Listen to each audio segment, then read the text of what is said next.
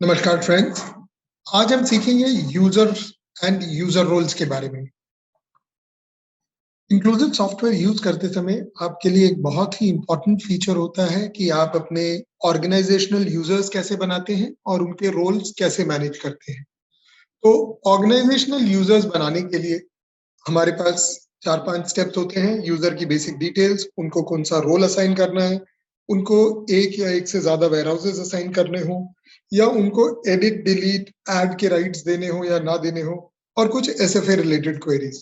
तो चलिए सॉफ्टवेयर में चलते हैं और सीखते हैं कि ये सब कैसे मैनेज होता है।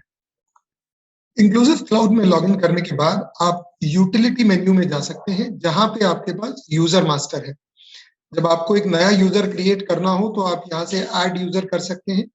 यूजर का नाम, उसका रोल, तो यहाँ पे प्री क्रिएटेड रोल्स आएंगे। मैं थोड़े आगे आपको बताऊंगा कि अगर आपको रोल बदलना हो या एक नया रोल ऐड करना हो तो आप कैसे कर सकते हैं। यूजर का login name, password, email ID, उनका mobile number, birthday, anniversary date, जो भी रेड मार्क्ड है वो कंपलसरी फील्ड्स है। अब इसमें इंपॉर्टेंट चीज समझने की ये है कि अगर आप यूजर को कोई भी रिकॉर्ड या कोई भी ट्रांजैक्शन ऐड करने देना चाहते हैं तो कैन ऐड न्यू को यस रखें। अगर उनको एडिट राइट्स देने हैं तो एडिट राइट्स को यस रखें, डिलीट राइट्स देने हैं तो डिलीट राइट को यस रखें। आप ऐसा भी कर सकते हैं कि कुछ यूजर्स को ऐड के राइट्स दें बट एडिट और डिलीट के राइट्स ना दें, ताकि वो जब भी कोई चीज एडिट या डिलीट करना चाहें तो अपने सुपरवाइजर के पास आके उसको एडिट करवा पाए।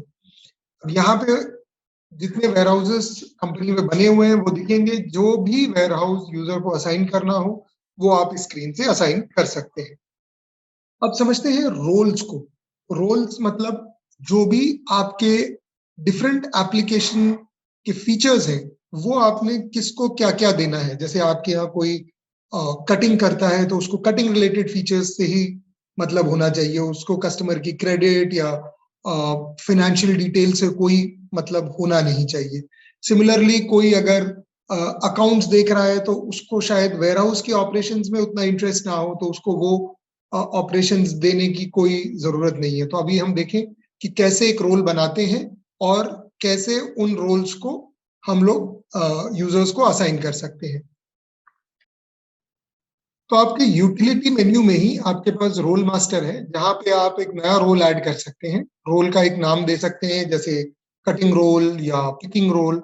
और रोल में आप डिफरेंट सेक्शन से उनको मेन्यूज एनेबल कर सकते हैं। जैसे मास्टर के अंदर क्या क्या menus, utility, reports, purchase orders, receiving sales orders, picking, invoicing, dispatch. तो ये हर सेक्शन में से आप जो भी उनको मेन्यूज देना चाहें वो दे सकते हैं।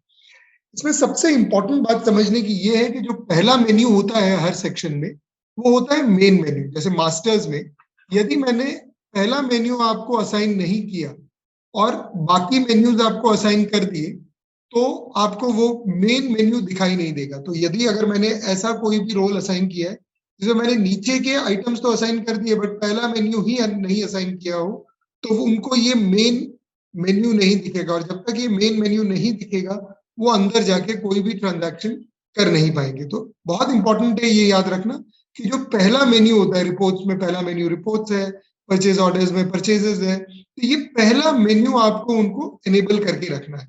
जब तक आप ये पहला मेन्यू इनेबल नहीं करेंगे तब तक वो अंदर के मेन्यूज को यूज नहीं कर पाएंगे। अब क्विकली देख लेते हैं कि अगर किसी यूजर का रोल समझना हो और उसे मॉडिफाई करना हो तो वो भी आप इजीली कर सकते हैं। कि अगर मुझे यहाँ कोई यूजर देखना हो और यूजर का क्या रोल है तो वो यूजर का रोल मुझे यहाँ दिखेगा। और अगर मेरे पास मॉडिफाई के राइट्स है तो मैं अगर इस रोल के ऊपर क्लिक करूं तो मैं डायरेक्टली इस रोल को मॉडिफाई यहीं से कर सकता हूं। तो है ना सिंपल। सीखते रहे विद इंक्लूसिव क्लाउड।